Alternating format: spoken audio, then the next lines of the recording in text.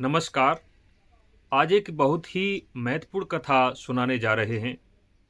यदि जीवन में अच्छे सलाहकार मिल जाएं, तो जीवन बहुत ऊंचाइयों पर चला जाता है और यदि सलाहकार अच्छे नहीं रहे, तो जीवन बर्बाद हो जाता है, कुल का नाश हो जाता है। महाभारत में शकुनी को आप जानते थे कि शकुनी दुर्योधन को गलत सलाह देता था, लेकिन शकुनी से भी पहले एक ऐसा व्यक्ति था जिसने सारा जहर धृतराष्ट्र के कानों में घोला था। आज हम उसी की चर्चा करेंगे। यह कथा महाभारत के आदि पर्व के संभव पर्व के अंतर्गत आती है। तो जब सभी पांडव और कौरव अस्त्र शस्त्र और युद्ध विद्या में कुशल हो चुके थे, युवा हो चुके थे, तब सभी के दबाव में आकर धृतराष्ट्र ने युधिष्ठिर को अपना युवराज घोषित कर दिया था, क्योंकि युधिष्ठिर ही सभी पांडवों और कौरवों से बड़े थे। तभी अर्जुन ने अपने बड़े भाई भीम को लेकर उन सभी राजाओं पर आक्रमण कर दिया, बारी बारी से, जो राजा हस्तिनापुर से शत्रुता रखते थे या हस्तिनापुर के नियंत्रण में नहीं थे। और उन राजाओं को जीतकर जो भी धन होता था वो हस्तिनापुर अर्जुन पहुंचा दिया करते थे। तो धृतराष्ट्र इन घटनाओं को सुनकर बड़े चिंतित रहने लगे, बड़े उदास रहने लगे। उनको समझ नहीं आ रहा था कि क्या किया जाए, क्या नहीं किया जाए, क्योंकि वे ऐसा सोचते थे कि मेरे बाद यह हस्तिनापुर का राज युधिष्ठिर के पास पहुंच जाएगा और फिर उसके पुत्र, लेकिन मेरे पुत्र को राज्य नहीं मिलेगा, न मेरे पुत्रों के पुत्र को राज्य मिल पाएगा, न उनके पुत्रों को राज्य मिल पाएगा। तो इस तरह से मेरा जो आगे आने वाला कुल है वो कभी राजा नहीं बनेगा। अब क्या किया जाए, क्योंकि युवराज तो युधिष्ठिर थे। तभी एक दिन उन्होंने अपने एक मंत्री को बुलाया जिसका नाम था कणिक।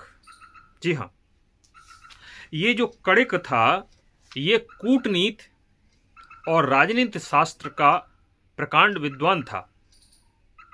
तो कणिक को बुलाकर धृतराष्ट्र ने कहा कि हे ब्राह्मण श्रेष्ठ, आप राजनीति और कूटनीति में अत्यंत ही कुशल हैं। अब मैं तुम्हें जो बात कह रहा हूं वो ध्यान से सुनो और उसका कुछ समाधान निकालो। कणिक ने कहा कि राजन, बात क्या है? कि बात ये है कि अब मेरे बाद इस हस्तिनापुर पर मेरे पुत्र या उनके पुत्र कभी राजा नहीं बन पाएंगे, क्योंकि युधिष्ठिर युवराज बन चुके हैं और अब पांडवों के ही आगे चल के जो संतान होगी वही राजा बनेगी। तो मेरे पुत्र तो वैसे ही रह गए। अब मैं क्या करूं, कुछ समझ नहीं आ रहा। और अर्जुन और भीम तो इतने शक्तिशाली होते जा रहे हैं कि जो बहुत लंबे समय से हस्तिनापुर के जो शत्रु थे राजा, उनको भी पराजित कर दिया। तो मेरे पुत्रों की तो चलती क्या है? अब क्या किया जाए? कणिक ने अपनी कूटनीति और राजनीति का पाठ धृतराष्ट्र को पढ़ाना प्रारंभ कर दिया। ये ठीक वैसे ही सलाह थी जैसे कि एक विशालकाय बरगद का छोटा सा बीज होता है। बहुत सूक्ष्म बीज होता है बरगद का, लेकिन उस सूक्ष्म बीज से विशालकाय बरगद बन जाता है। ठीक वही स्थिति यहां थी। कणिक ने कहा कि हे राजन, आप चिंता न करें। आप राजनीति शास्त्र के अनुसार या कूटनीति के अनुसार धैर्य धारण रखें और एक बात ध्यान रखें कि जो शत्रु हैं या जिन्हें आप शत्रु समझते हैं या जो आपके इस उद्देश्य में आगे आ रहे हैं, उनको हटाने के लिए, उनको हमेशा के लिए हटाने के लिए आप चुपचाप उनकी कमियों को देखें और जैसे ही शत्रु की कमी तुम्हें मिल गई फिर उसमें आक्रमण कर देना। और एक बात ध्यान रखना कि शत्रु को आधा अधूरा यानी कि जीवित मत छोड़ना, उसका समूल नाश कर देना, जो कि आगे भविष्य में जाकर वो आपको अड़चन पैदा ना करे, किसी भी तरह का संकट पैदा ना करे। ये ठीक वैसे ही है कि अगर तुम्हारे शरीर में कांटा लग जाता है तो उस पूरे कांटे को ही निकालना पड़ेगा। अगर आधा कांटा टूट गया शरीर में तो वह धीरे धीरे उस स्थान को गला देगा और बहुत ही दर्द, बहुत पीड़ा देगा।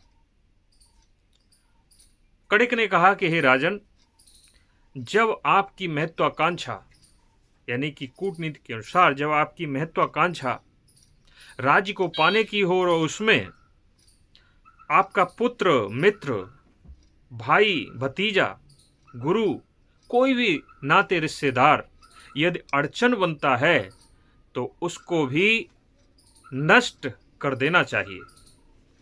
तो ये तो आपके भतीजे ही हैं। फिर उसने कहा कि राजन, मैं आपको एक कहानी सुनाता हूं। इस कहानी से तुम्हें समझ में आ जाएगा कि एक राजा को किस प्रकार व्यवहार करना चाहिए। हे राजन, कभी भी अपने चेहरे पर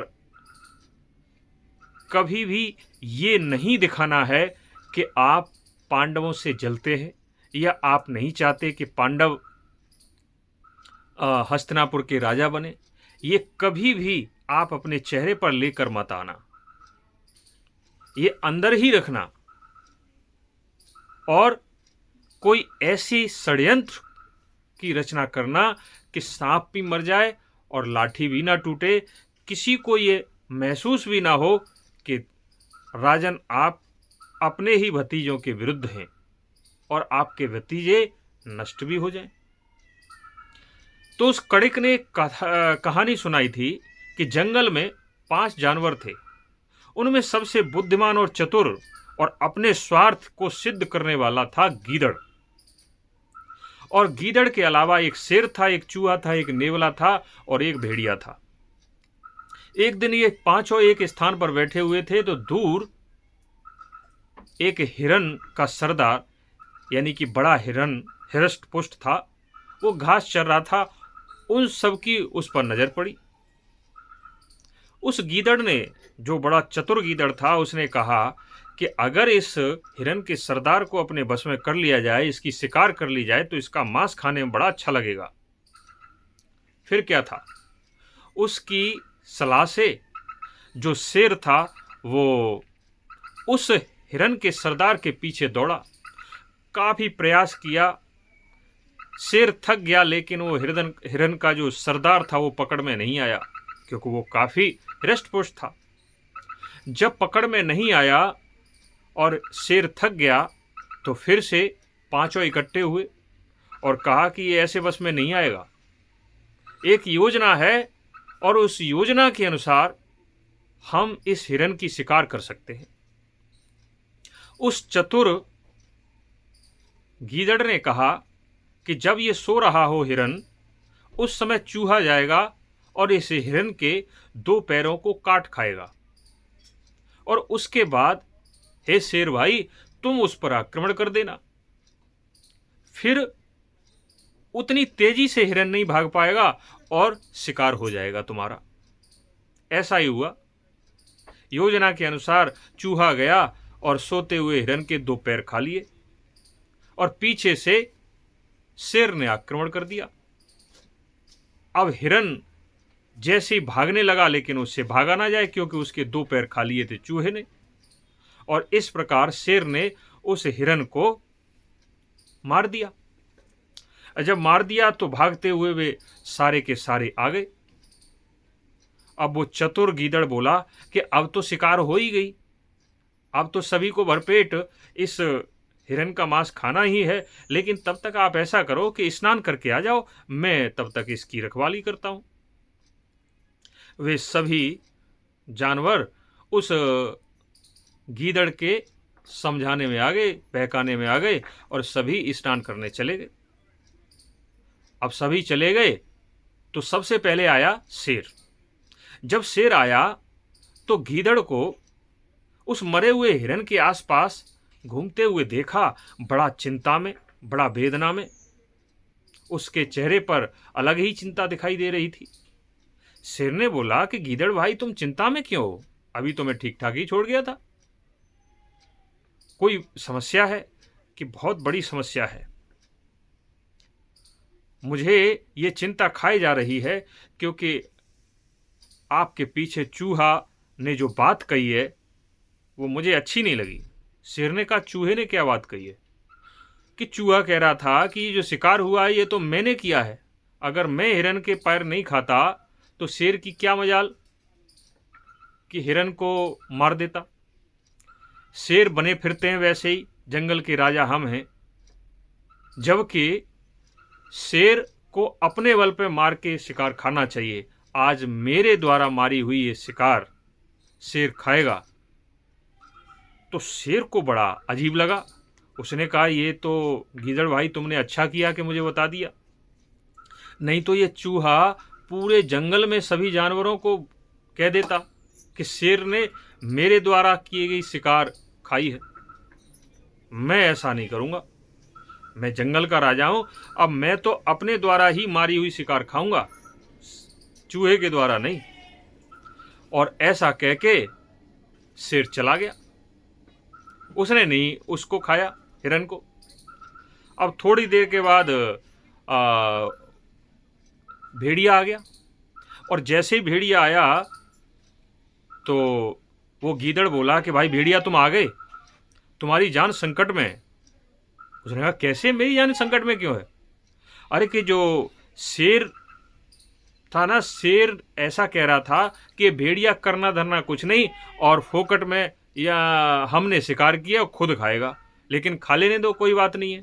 मैं अपनी शेरनी को लेके आ रहा हूं, और जैसे ही ये खाएगा इस शिकार को, भेड़िए को मेरी शेरनी खा जाएगी। तो साहब अब तुम देख लो भैया कैसे अपनी जान बचाओगे। शेर अभी गया है अपनी शेरनी को लेने के लिए, वो तुम्हें खाएगी। भेड़िया डर गया, भयभीत होकर वहां से पूंछ दबा के भाग गया कि भैया ये हिरन जो मरा हुआ है इसको छोड़ो, अपनी जान बचाओ। शिकार तो बाद में और हो जाएगी, पेट भी बाद में भर जाएगा, पहले जान बच जाएगी तो ठीक रहेगा। भेड़िया भाग गया। अब जब भेड़िया भाग गया तो उसके बाद आया चूहा। चूहा जैसे ही आया तो उस चतुर गीदड़ ने कहा कि भाई चूहा भाई, बड़ा अनर्थ हो गया। कि क्या हुआ? कि नेवला ने जो कहा है उसे सुनो। नेवला ये कह रहा था कि शेर ने इस हिरन की शिकार की है, इसलिए ये जहरीला हो गया है और इसको जो भी खाएगा वो मारा जाएगा। इसलिए शेर और भेड़िया तो भाग गए, उन्होंने तो खाया नहीं इसे। और एक बात और बोल रहा था, नेवला बोल रहा था कि अब मैं इस हिरन को तो खाऊंगा नहीं, लेकिन अपनी भूख बुझाने के लिए मैं चूहे को खा लूंगा, इसलिए चूहे को खा के मैं अपना पेट भर लूंगा। ऐसे बोल रहा था नेवला तुम्हारे बारे में। जैसे उसने ये बात सुनी, चूहा डर के मारे भयभीत होकर और किसी बिल में जाके घुस गया। अब बाद में आया नेवला।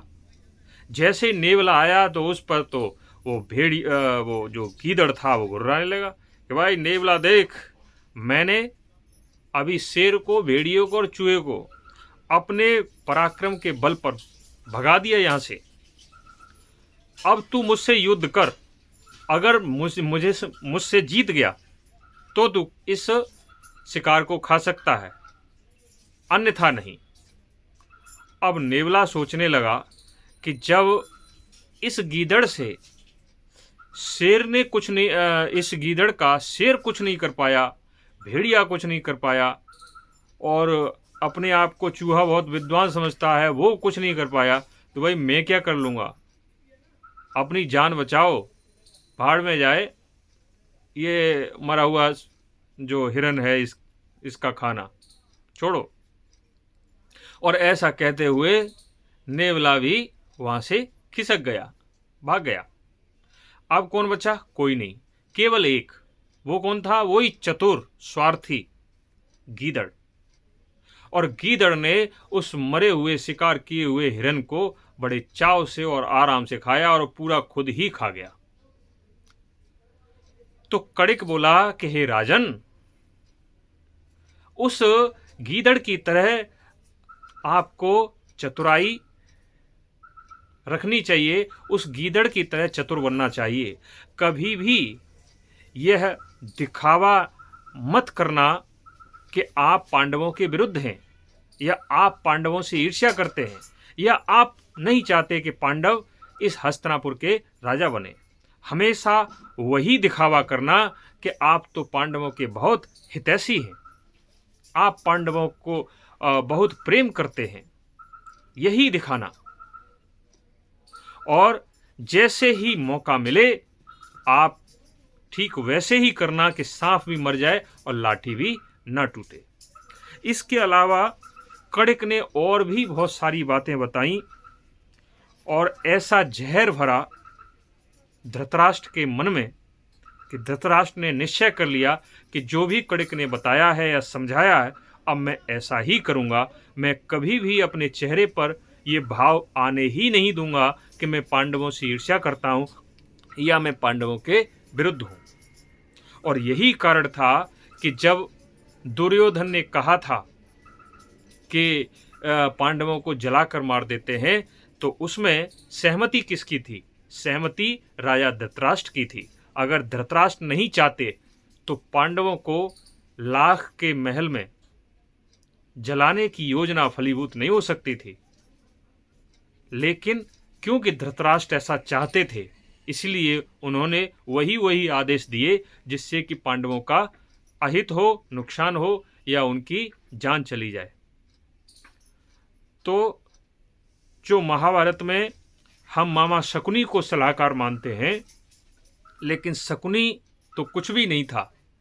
असली बीज बोया था कड़िक ने, जो कि कूटनीति और राजनीति शास्त्र का अत्यधिक विद्वान था, और वो राजा धृतराष्ट्र का मंत्री था। तो इस प्रकार हमने आपको आज की कथा सुनाई। अब आगे की कथा सुनने के लिए हम दूसरे वीडियो में आपको सुनाएंगे। तब तक के लिए धन्यवाद।